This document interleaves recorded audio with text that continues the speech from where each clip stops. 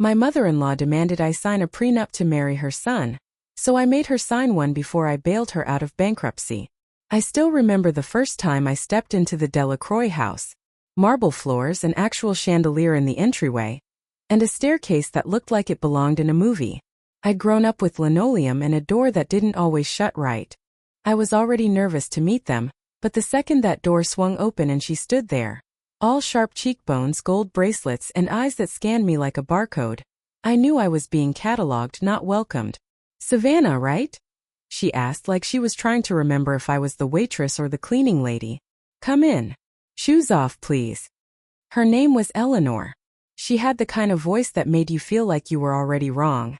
Her handshake was limp, like touching anything too tightly might ruin her manicure. I looked over her shoulder, half expecting to see Adam coming to rescue me from the freeze of her stare. But he wasn't even downstairs yet. We'd only been dating for 6 months when he said the words, "You know, I think I'm gonna marry you someday." It was over takeout in my crappy little apartment with the broken AC when he said it. I laughed, told him he was just hungry and delirious, but he grabbed my hand and said, "No, seriously. I've never felt this sure about anything before." I believed him. That was before I knew his family's version of love came with contracts. "Let me get this straight," I said, sitting across from Eleanor at some high-backed ivory chair that felt like it belonged in a museum. "You want me to sign a prenup, even though I've never asked for a dime?" She didn't blink. "It's not personal. It's policy." Policy. Like I was applying for a job.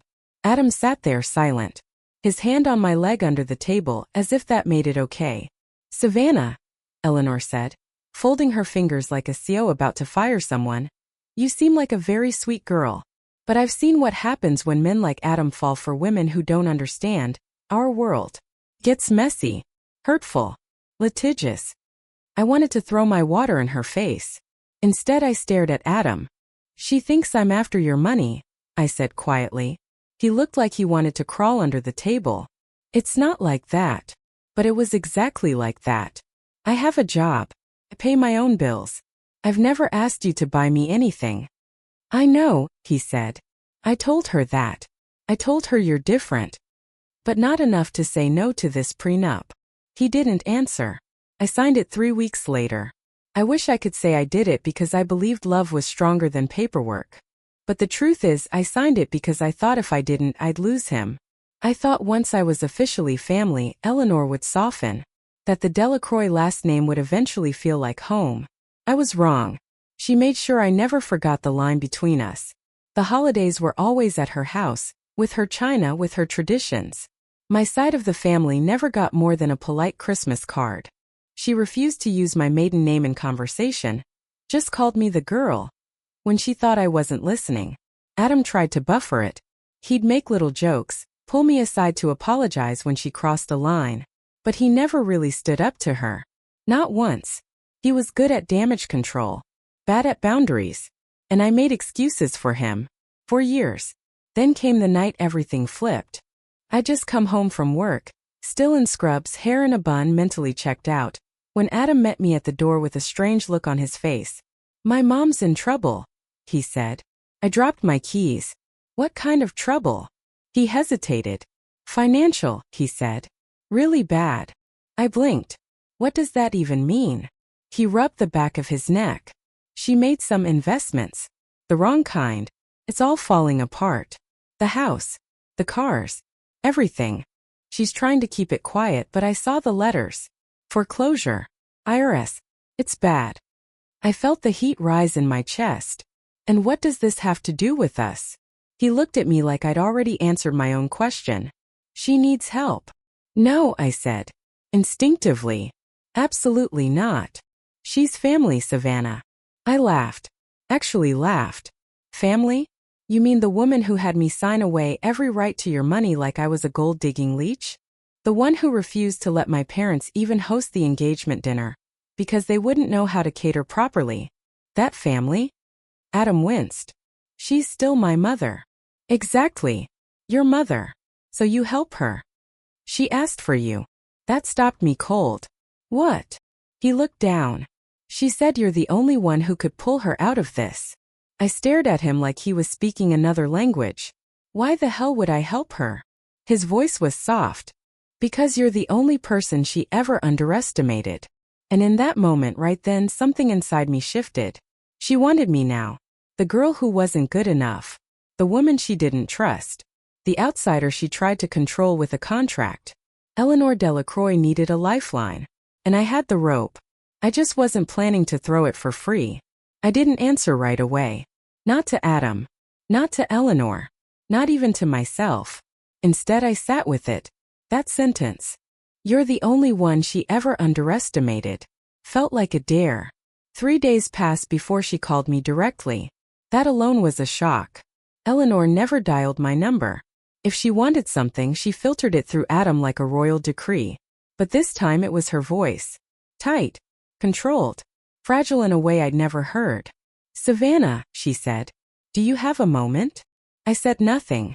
Just let the silence hang. She cleared her throat. I realize this is uncomfortable. And I understand if you're angry.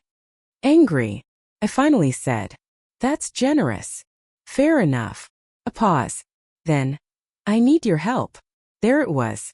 The sentence I never thought I'd hear from the queen of Cold Wars and backhanded compliments. You need my help, I repeated. Yes, she said softly. I'm not proud of how things have gone. But I'm asking. I leaned back in my chair. Are you asking because I'm your daughter-in-law? Or because I have access to lines of credit you don't? That silence. It was louder than any scream. I'm asking, she said, slower this time, because you're the only person who might still have reason to say yes. I didn't say yes. But I didn't say no either. Instead I made her meet me. Neutral territory. A hotel lobby downtown, the kind of place with too much glass and not enough soul. She showed up in oversized sunglasses and a scarf like she was avoiding paparazzi, but I could see the cracks. The woman who'd once looked down on me like dirt under her Louboutins now had red eyes, a stress rash on her neck, and chipped nail polish. And for once no pearls. Just silence and a leather folder. Before you say anything, she said, placing the folder on the table between us, this explains everything. It was worse than I thought. Debt on top of debt. Maxed out credit cards, 3 defaulted loans, IRS liens, a second mortgage she didn't even tell Adam about. She was drowning.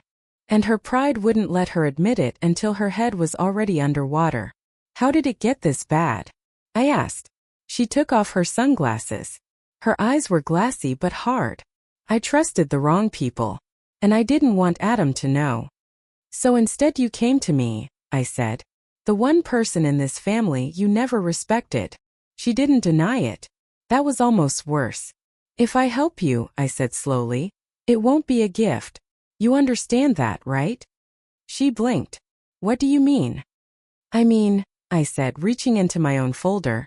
You made me sign something before I could join this family. Now it's your turn. I slid the paper across the table. Her eyes narrowed as she read the title.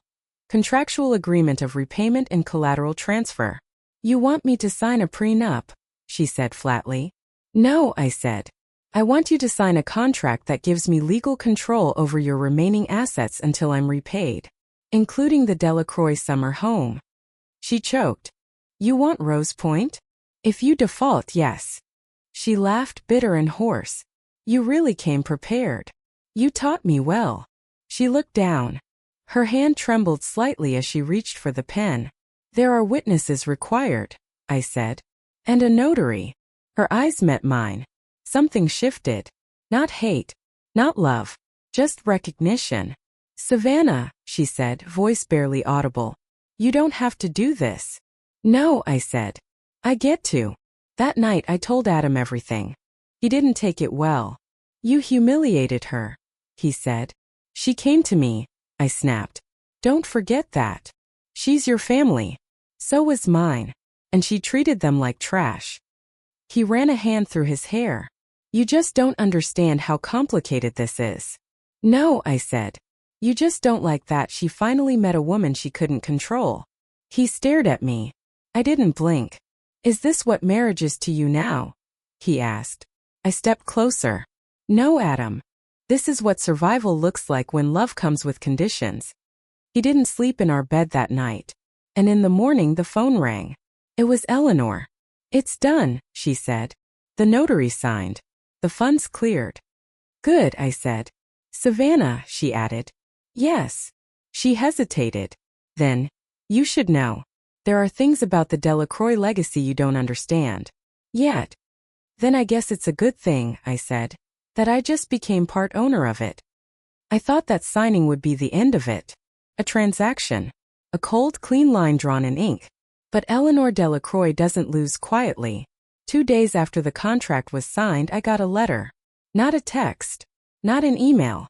A letter. Thick envelope, embossed return address, old-school monogram stationery. Smelled like her perfume. Sandalwood and judgment. Inside, an invitation. "You are formally invited to the annual Delacroix Foundation Winter Gala." I laughed. Out loud. At my kitchen counter. Alone in my pajamas drinking cold coffee. The same event she had conveniently forgotten to include me in the last 3 years running. Adam walked in halfway through my laugh. "What's funny?" I held up the envelope. He didn't smile. "She wants to make it public," I said. "Wants everyone to see the prodigal daughter-in-law she once treated like gum on her shoe. Wants to look gracious. Civil like a queen who forgives her peasant." He frowned. "You're reading into it." "Adam," I said flatly. "She never even let me RSVP before." He shrugged. "She's trying. Isn't that what you wanted?" "What I wanted. I wanted to be treated with respect. Without having to orchestrate a financial hostage negotiation." Still I said yes. Not because I wanted to go, but because I wanted her to know I wasn't afraid of being seen. Not anymore. The night of the gala, I wore a black velvet dress that hugged in all the right places. Heels sharp enough to draw blood. My hair pinned back, red lips, no apology. I walked into the ballroom like I belonged there. Because legally now I did. The place was a shrine to money. Crystal chandeliers. Strings playing covers of pop songs. Waiters carrying trays like they were floating. And in the middle of it all, Eleanor. Glistening in navy silk. Hair twisted into something regal. Flanked by board members and bankers and faux European aristocrats. She spotted me from across the room. Her smile was tight. Calculated. "Savannah," she said when I reached her. "You look striking." "I know." A flicker of amusement passed over her face. Or maybe it was disdain. Hard to tell with her. She turned to the group. "This is my daughter-in-law. She's recently taken a more active role in our family affairs." One of the men smiled politely. "Are you in finance?" "Medicine," I said. "But I read contracts better than most lawyers." Eleanor let out a soft, perfectly timed laugh. Not a single hair moved. Later that night, after 2 champagne flutes and 1 awkward dance with Adam, I found her in the hallway by the powder room. Alone. "This wasn't an olive branch," I said quietly. "It was a parade float. For show." She looked me dead in the eye. "Of course it was." I blinked. "Then why bother?" "Because perception is currency, Savannah. And I'd rather lose a house than lose face." I stepped closer. "Then don't forget who owns the deed now." She didn't flinch. But the next morning the game changed. A voicemail from my hospital supervisor. Cool voice. Formal tone. "Hi Savannah. Just a quick note. We received a very detailed letter regarding your recent financial activity with a known donor. Nothing actionable, just odd. I wanted to give you a heads up." I sat down slowly. My stomach turned. A letter. A detailed one. My phone buzzed again. This time it was a news alert. Silent stakeholder. Local nurse gains power over prestigious family assets. They didn't name me outright. But they didn't have to. The photo of Rose Point in the article was enough. I stared at the screen. Eleanor had gone to the press. She wanted people to know I held power now. But not in a way that celebrated me. In a way that invited scrutiny. She was playing dirty. So I called a lawyer. Not just any lawyer. One of the women who came through my ER after a car crash. Smart, sharp, had handed me her card while still in a neck brace. "You said to call if I ever needed backup," I told her. She replied, "You're damn right I did. What's Eleanor up to?" And just like that I wasn't alone anymore. Because if Eleanor wanted to make this war public, I was going to make sure it ended private. And permanent. I didn't grow up with lawyers on speed dial. But the woman I called Michelle Sloan handled Eleanor's smear campaign like she'd been waiting for this exact moment. And maybe in a way she had. Women like Eleanor existed everywhere. Polished, privileged, practiced manipulators who underestimated anyone who didn't dress like old money. Michelle didn't flinch. She filed a cease and desist the same day the article dropped. By the time the Delacroix board tried to call an emergency meeting, I already had copies of the signed contracts, the notarized paperwork, and a digital trail of Eleanor's emails begging me for help. She couldn't spin it. Not without choking on her own signature. Still, the gossip kept swirling. I walked into work and felt the air shift. Nurses went quiet when I entered the break room. A couple doctors stopped mid-conversation when I passed. And Adam? He wasn't saying much either. He slept on the couch now. Claimed it was work stress. But I saw the look in his eyes. The same look he had when I first told him I was taking over Rose Point. Caught between discomfort and disbelief. Like he didn't recognize the woman he married. Maybe he didn't. But I was done being the woman who begged to be accepted. I was becoming someone else. Someone who could not just survive Eleanor Delacroix, but outplay her. That's when I found the journal. I was organizing boxes in the guest room, trying to make space for paperwork, when I found an old leather notebook wedged behind Adam's college trophies. No label. Just a worn black cover and stiff spine. It wasn't Adam's handwriting inside. It was Eleanor's. Page after page. Neat cursive. Notes about board meetings, family obligations, but also secrets, observations, private details about donors, rival families, even old romantic entanglements I'd never heard about. And one entry stopped me cold. Rose Point was never just a vacation home. Dad kept the real ledgers there. Hidden. In the blue cabinet behind the third panel. If it ever comes to light, we're finished. I reread it 3 times. The blue cabinet. That weekend I drove to Rose Point alone. Adam didn't ask where I was going. The house was exactly as I remembered. Too perfect, too quiet. The kind of place that felt allergic to fingerprints. I went straight to the study, heart pounding, and found the blue cabinet tucked behind Eleanor's favorite chaise. Third panel. It took a minute to find. But when I did, it clicked open like it had been waiting. Inside, a small metal box. Locked. I pried it open with a letter opener. Not elegant but effective. Inside were ledgers. Actual books. Handwritten and stamped. Money moved through fake charities, offshore accounts, shadow LLCs. Some of it decades old. Some of it recent. It wasn't just shady. It was criminal. Eleanor had been laundering money through the foundation. Hiding assets. Evading taxes. And now, thanks to our contract, I was technically co-owner of the shell company she used to move it. I took pictures. Every page. Every signature. I sent copies to Michelle with a single message. We have leverage. She replied 5 minutes later. Good. Because she just called a lawyer. The next day, Adam cornered me in the kitchen. You went to Rose Point? Yes. He looked pale. My mom's furious. She should be scared. He stared at me. What are you doing, Savannah? I set the kettle down. I'm protecting myself. From her. From this family. She's not the enemy. I met his eyes. Then why does it feel like I've been in a war since the day I married you? He didn't answer. I picked up my phone, opened the file of photos. Showed him one. Just one. The ledger. His mother's handwriting. The fake company tied to his name. He blinked. What is this? Your mother's legacy. He backed away like the page was poison. I didn't know, he whispered. I nodded. I believe you. But now you do. His voice cracked. What are you going to do with it? And that was the moment I realized. He wasn't asking as my husband. He was asking as her son. And I was no longer just a wife. I was the one holding the match. And Eleanor had soaked the whole damn house in gasoline. The funny thing about leverage is it's quiet. It doesn't make a sound when you hold it. It just waits. Michelle called the next morning. You've got her cornered. The smart move is to negotiate. But I didn't want smart. I wanted real. I wanted acknowledgement. Not just a signed contract or a fake smile at a gala. I wanted Eleanor to see me.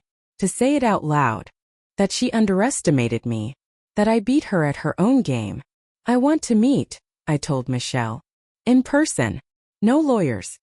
Michelle sighed. This isn't a movie, Savannah. There's no clean confrontation scene with dramatic music. But I needed it anyway, so I made the call. Eleanor answered on the second ring. Savannah. No warmth. Just my name like a statement of fact. We need to talk. She paused. Are you threatening me? I'm inviting you to lunch. She laughed. Where? Somewhere quiet. Somewhere public. We met at a little place tucked behind a bookstore downtown. No white tablecloths. No press. Just brick walls and tiny tables and a server who didn't recognize either of us. Eleanor arrived late, of course, and in full armor. Cream silk blouse, gold watch, sunglasses she didn't take off until she sat down. You could have buried me with what you found, she said, skipping hello entirely. I still might, I said, depending on how this goes. She smirked. You really think you've won? I leaned in. You handed me everything. The files. The lies. The legacy. You made me your last resort, and gave me the keys to the kingdom. Why? Her voice didn't waver. Because I was desperate, and because I thought you were weak. There it was. Truth. Served cold like everything else from her. But you're not weak, she added. You're dangerous. And I don't mean that as an insult. I let that hang in the air. I want you to resign, I said. She blinked. Excuse me. From the board. From the foundation. From everything. Quietly. Cleanly. No drama. She stared at me like I'd asked her to carve out her own heart. You don't get to control this narrative anymore, I said. You built it on smoke and mirrors. It's time to step down. And if I don't? I slid a flash drive across the table. Then I go to the IRS, the press, and every name in that ledger gets a personal copy. She picked up the drive, turned it over in her hand. You were never after money, she said quietly. No, I said. Just truth. And maybe a little revenge. She actually smiled. A real one this time. Small. Sad. Maybe even proud. You're wasted in medicine, she said. And you're done playing queen. She didn't say another word. Just stood up, nodded once and walked out. I didn't follow. That night Adam found me on the balcony. She resigned, he said. Effective immediately. The board's in chaos. I didn't look at him. They'll survive. He rubbed his jaw. You really did it. I finally turned. Does that scare you? He hesitated. No, he said. But I think I finally understand you. That should have felt like victory. But all I felt was tired. You never defended me, I said softly. Not once. Not really. I didn't know how. I nodded. And now? He looked away. Now I'm not sure if I deserve you. I didn't answer. Because the truth is I wasn't sure either. Not anymore. Later that week I went back to Rose Point. Alone. I walked the grounds. Touched the trees. Let the wind carry off the pieces of who I used to be. In the study I burned the last ledger. Not out of fear but closure. And when I left I locked the door behind me. Not because I was afraid of what was inside. But because I finally knew I didn't need anything from that house anymore. Not its secrets. Not its name. Not even its ghosts. When someone like Eleanor falls, she doesn't go quietly. She detonates on the way down. The foundation restructured. 3 board members resigned within a week. News outlets picked up whispers, but without the ledgers or the press push, it stayed just that, whispers. Michelle advised me to keep it that way. This was never about public humiliation, she said. You won. Don't salt the earth, you might need to walk again. So I held the line. Let Eleanor fade from the picture with dignity she didn't earn. But the damage? It echoed. Especially at home. Adam started waking up before me. Long showers. Quiet mornings. His eyes looked older, like something inside him was still trying to calculate what our marriage meant now that the empire he was raised in had cracks. I don't know what to do, he admitted one night, sitting at the edge of our bed. I looked up from my book. About what? Us. I set the book down. You don't have to do anything. Just tell the truth. He met my eyes. I think I married you because I believed you were soft. Ouch. But I nodded. And now? He swallowed. Now I'm realizing I never actually met you. Not all of you. Not until this year. So what do you want? He didn't answer. And silence, I've learned, is an answer. He moved into the guest room. Said it was temporary. But time passed. And space grew. Eleanor didn't reach out. Not once. But I heard from her lawyer. He requested a meeting. Said there was something Eleanor wanted to put in writing before she stepped back entirely. I said yes. The meeting was short. Just him, a sealed envelope, and a neutral office downtown. She wanted you to have this, he said. I waited until he left before I opened it. Inside was a single sheet of paper. Handwritten. No greeting. I spent my life building a fortress. And I spent yours trying to keep you out of it. But you never needed it. And that, I think, is what scared me most. You didn't win, Savannah. You revealed what was already broken. I hope someday someone sees you the way you deserve to be seen. Fully. Not as a threat. Not as a tool. But as a woman who survived being underestimated. Eleanor. I read it twice. Then I folded it and placed it in the back of the same journal where I found the ledger entry. Not forgiveness, but a bookmark. A week later, the summer home officially transferred into my name. No conditions. No press. Adam didn't say a word. He moved out the next month. We didn't have a dramatic fight. No screaming. No cheating. Just exhaustion. Muted goodbyes. Two people who used to reach for each other, now afraid to even make eye contact. He left his wedding band on the counter. I didn't cry. Not then. I cried the first night I slept at Rose Point alone. I lit a fire. Curled up on the old velvet couch. Held my own hands. And for the first time in months, I asked myself the question I'd buried beneath power plays and ledgers and legal threats. What do you actually want, Savannah? Not revenge. Not survival. Just peace. And as the flames cracked and the night wrapped around that broken house I now owned, I realized something Eleanor never could. Peace doesn't come from control. Comes from finally letting go. I didn't expect the letter from Adam. It came 3 months after he left. No return address. No subject line. Just a manila envelope with my name in his handwriting. Inside were divorce papers. Already signed. Neatly paper-clipped. No notes. No spite. Just done. But tucked behind the last page was a photo. From our honeymoon.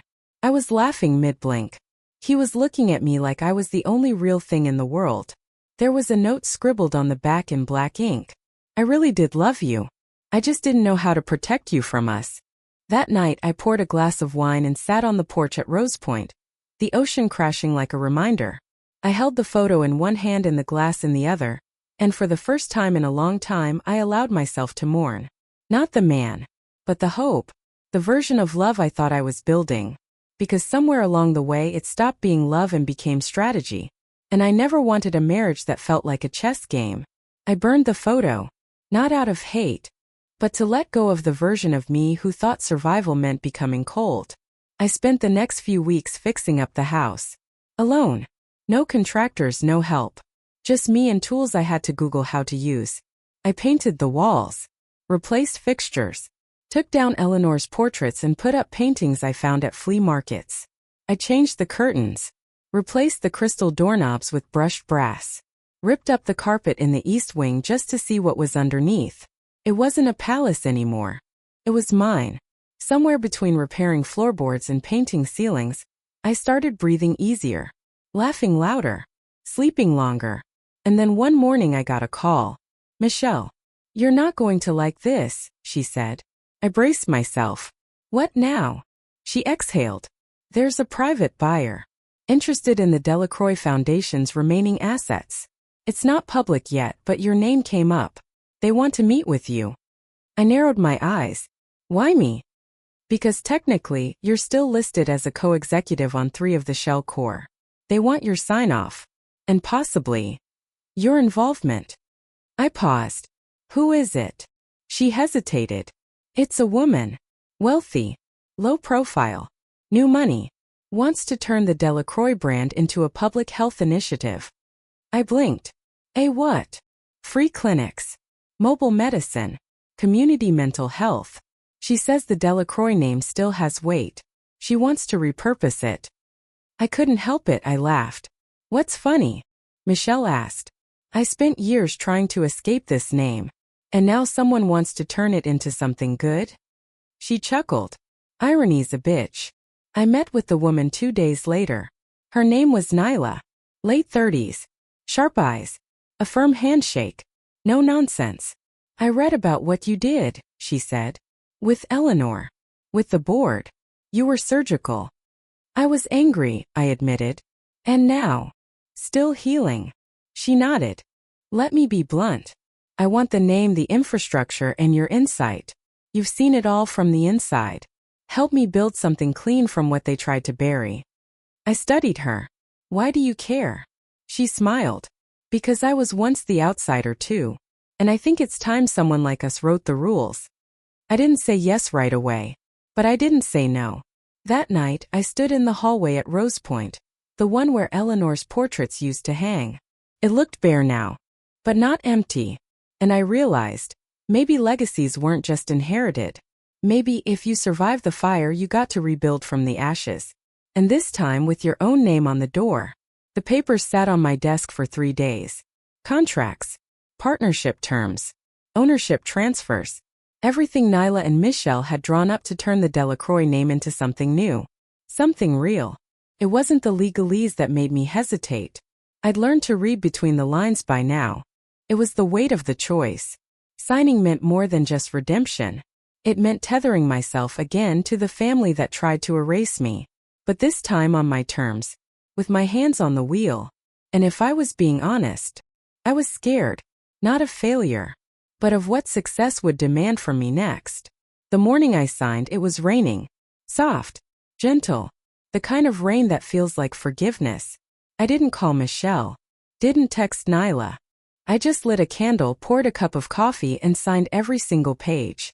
And when I reached the last line, I didn't use my married name. I used my own. Savannah Hale. It felt like breathing for the first time. 2 months later, the clinics opened. Small ones at first, in neighborhoods that hadn't seen real healthcare in years. I wasn't just a name on the paperwork. I was in the rooms. In the trenches. Holding hands, taking vitals, hugging mothers who didn't think anyone remembered them. Eleanor would have hated it. But maybe that's the point. Because power, I've learned, isn't about fear. It's about choice. It's about deciding what to build when no one's looking. Nyla and I launched a mobile clinic next. Then a scholarship fund. Then a team of therapists on call for teen crisis response. Every month something new. Something good. And slowly, quietly, people stopped whispering about the Delacroix scandal. They started talking about what we were doing instead. One morning I walked into a clinic and saw a girl. Maybe 16. Sitting in the waiting room alone. Legs bouncing. Eyes scanning the room like it might vanish. I knelt down next to her. You okay? She shrugged. I don't know. My mom said they wouldn't help. That places like this don't care. I nodded. She's wrong. She looked at me. Why? I smiled. Because this place was built by someone no one believed in either. She didn't say anything. Just held my gaze. And in that moment I saw myself. Not the woman in the boardroom. Not the wife who signed a prenup. But the girl who once sat at someone else's table and tried to make herself smaller. Not anymore. Later that night I drove back to Rose Point. Stood in the yard barefoot. The air thick with coming summer. I thought about Adam. About Eleanor. About every version of myself I'd had to kill just to survive. I said a quiet thank you. Not to them. To the woman I became because of them. And as the wind stirred the trees and the moon pushed through the clouds, I whispered the last words I never got to say to either of them. Watch what I do next.